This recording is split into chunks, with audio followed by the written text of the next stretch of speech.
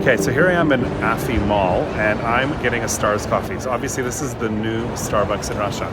It's not affiliated at all. A lot of very similar things, and most of all, you can see the logo. The old one was like this, and the new one is like this. So these have popped up all over Russia. They're owned by a rapper, and they say they're same but different. Not really the same, but kind of the same. But I'm gonna try, I've ordered just a vanilla frappe. These are my favorite, so we'll see if they're the same.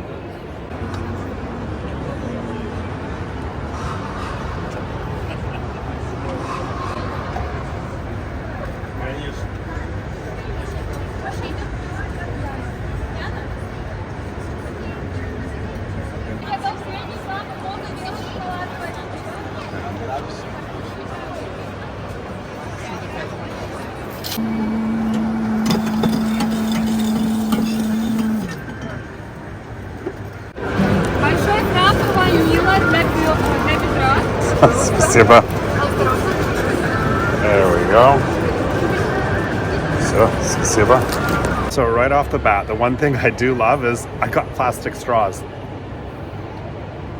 Now you can tell me how bad that is for the environment later, but get me a paper cup and a plastic straw any day. Otherwise, they don't work any other way. So I'm sure that'll leave angry comments later. But the vanilla frappe